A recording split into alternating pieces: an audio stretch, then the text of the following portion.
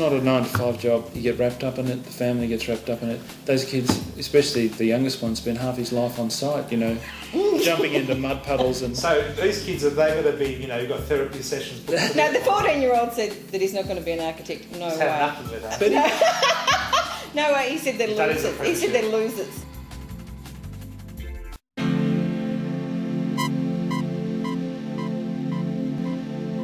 McBride Charles Ryan is a combination of 3 people who went to RMIT and shared a studio together. And each day, we want to discover something new about built form. The way people live has changed. Right. And I think that a lot of the old built form is not relevant anymore.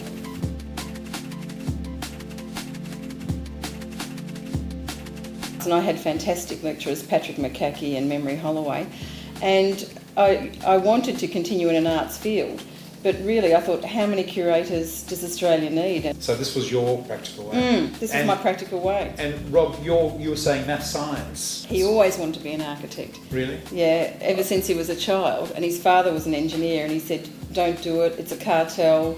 But by the same token, he was very supportive and probably kindled a passion in architectural form, because he bought me lots of books on it.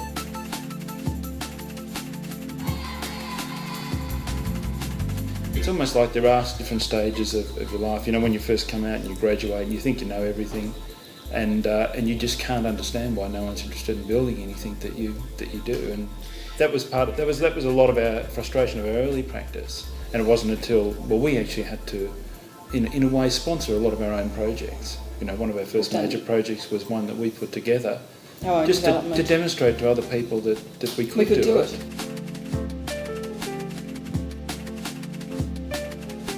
What were the projects that really sort of helped you get noticed, so to speak? I think the most seminal in the early days was the 3 houses we did in Port Melbourne, in Legon Street. Unfortunately, it was down a little lane, so it didn't have big public presence, but it was noticed by a lot of the profession. What was innovative about it for that time? Instead of doing what a lot of people encourage us basically is to break all the housing down and articulate it into sort of higgledy-piggledy little expressions, we said no, it can be about the big idea. It was row housing in essence, but it was saying this is one building. This you could live in a palace. This could be like a palace. You all own even it. Though you only own a little bit of it, you have this collective ownership over the whole building. And so there was that idea, and it was also how we tied those together. I think it was particularly the facade, how we tied it together, the way we used 3-dimensional geometry, and used the computer to explore that. It was a sinusoidal curve, and I think that was just sort of interesting in itself.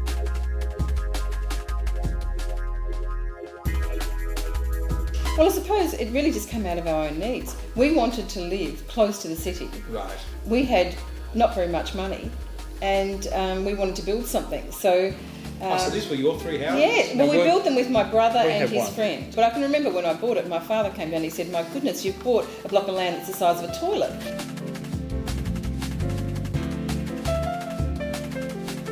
It was actually quite a lean project. It was all constructed with just normal technology. Yeah. But then it had this other level where it didn't look normal, So it had lots of things going for it, I think, which was a stepping stone for us into further work.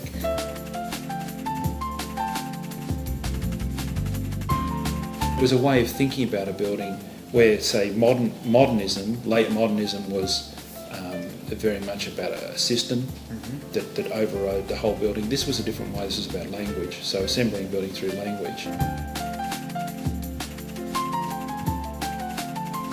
I think we have quite strong form, but a decorative sense that a lot of other architects don't have, and I think it's evolved through our practice, and probably one of the best examples of it is a house that we're doing at the moment in Hawthorne, where it's a dome building that we've basically dismantled the dome. So we've got an idea which actually runs from the outside all the way through to the inside. There is no distinction between the interior and exterior finishes. They actually run into each other. So it would have happened differently, I think, if the partnership wasn't there. we allow the other person to express, we allow the other person's idea to run over the top of our idea. So I think what happens with a lot of architects is that they have their idea and they don't want anyone tampering with that idea. Everyone's got to go along. What we have is a sort of kind of strange symbiosis, I suppose, where we allow the other relationship. I think that's so, right. and it's not a preciousness. It's more. How can we make this richer?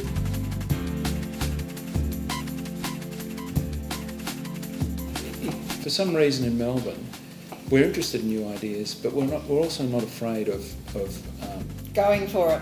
going for it, and old ideas about decoration, about applied textures and surfaces. We're interested in those as well, and I think that a lot of perhaps overseas architects exclude that from their vocabulary.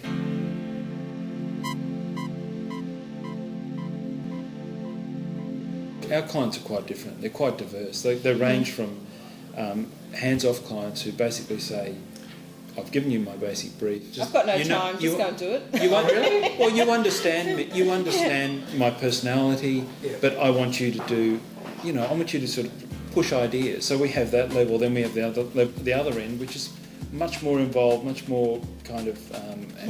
frustrated architects. Other people are frustrated architects. Yeah, absolutely. And we've got one client who's been with us the whole practice, practically. Yeah. We did a photography studio for him to begin with, and we're now doing his house. But, he has said that he really wanted to be an architect, but, decided to be a photographer because he could make more money.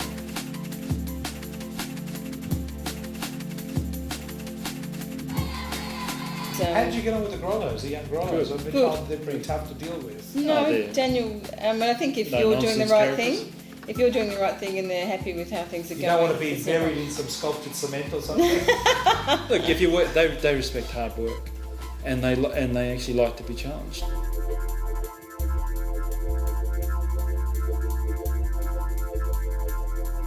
When we come across an idea that we know we can actually do it, there's a great joy, and then there's the hard work, and then when it's built, there's a great joy again. There's like two moments, and you do it for those moments. That's what you do it all for. And Debbie? I really think it's only in the last year that we've really realised that our buildings are as good, if not better, than a lot of buildings in the world.